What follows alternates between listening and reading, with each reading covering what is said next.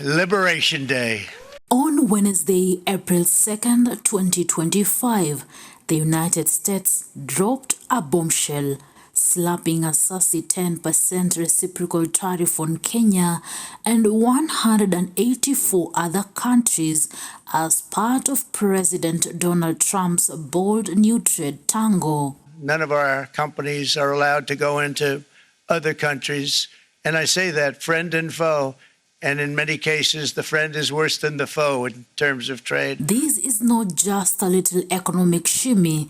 It is a full-on tariff tango that has got the world buzzing, and Kenya is caught right in the middle of the dance floor. Our country and its taxpayers have been ripped off for more than 50 years, but it is not going to happen anymore. Trump's grand plan, a 10% baseline tariff on all U.S. imports from 185 nations, with some of America's biggest trading bodies facing even spicier duties.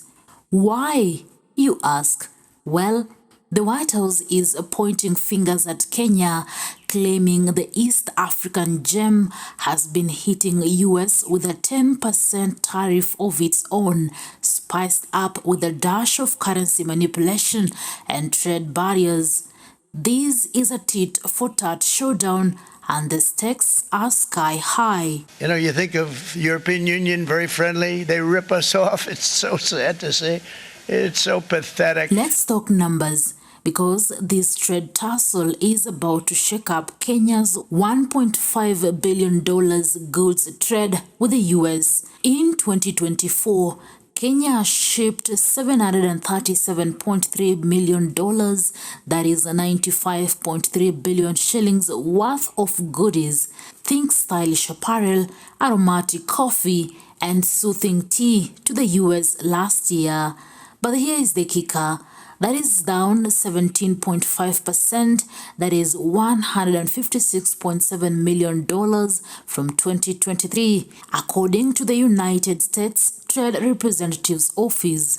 Meanwhile, Kenya's been plunging on American imports, racking up $782.5 million in 2024, a whopping 61.4% jump from $297.8 million from the year before. Clearly, these relationships got some serious give and take vibes. Now, let's rewind a bit. Since May 2000, Kenya's been living the sweet life under the African Growth and Opportunity Act, AGOA, shipping goods to the US tariff-free like a VIP at an all-you-can-export buffet.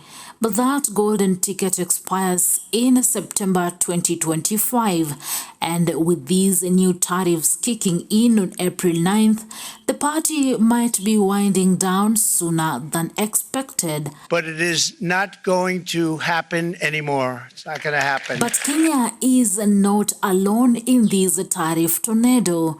Trump's tossing out 10% base tariffs to other African players like Rwanda, Tanzania, Burundi, Eritrea, South Sudan, Ethiopia, and Uganda.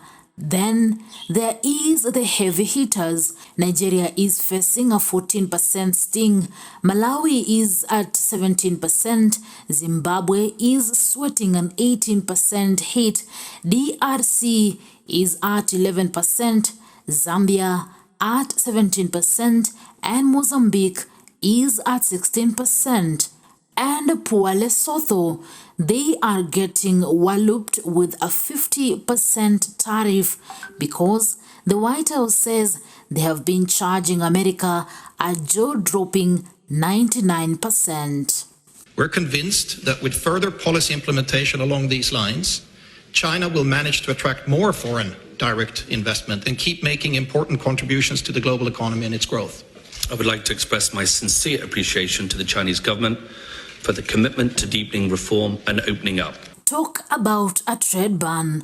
Others like Mauritius, 40%, Botswana, 37%, Algeria, 30%, and Tunisia, 28%, are also feeling the heat, all based on what they have been charging the US.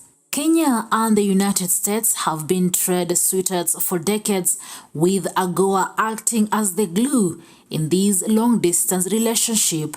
The US is one of Kenya's top export markets, especially for the textiles and agricultural goodies, while Kenya has been snapping up American machinery, tech, and more. It is a classic "you scratch my back, I scratch yours" deal until now. These reciprocal tariffs are like a lover's spat gone public, threatening to disrupt a partnership that has been worth billions.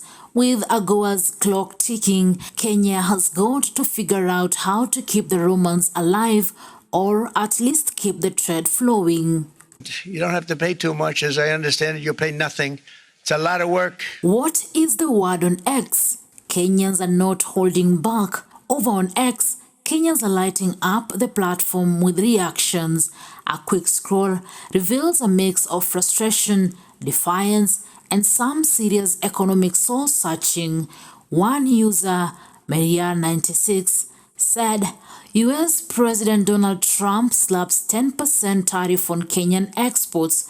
We are being slapped left, right, and center. Mungu Baba, Ruto was a bad omen. At Ali Nur Mohammed, I highly doubt if this Kenya Kwisha government will go bar for bar with US, retaliating the trade tariffs imposed by the Trump administration. At Jim Jue, Trump slaps 10% tariff on Kenyan exports. Why can't we just limit the business we do with America? There is over 1.5 billion Africans who can buy our stuff. Trump and Nyuma. At Lusikia Lucy, Kenya Kwanza regime imposed punitive tariffs on imports, leading to investors leaving the market. Trump has done the same. Basic economics. We should not complain or play the victim. We did it to them first. Now we eat from the same pot we cooked for them. This is not just Kenya's drama. It is a global blockbuster. Trump's tariff spree is a loud and proud move to flex America's economic muscle, and it has got everyone from Nairobi to Nigeria recalculating their next steps. For Kenya, it is a wake-up call. Diversify those markets, show up those defenses, and maybe talk the US into a better deal before AGOA's curtain falls. The clock is ticking, the tariffs are looming, and the world is watching. Newsroom, Maisha TV, reader carrying Chebet.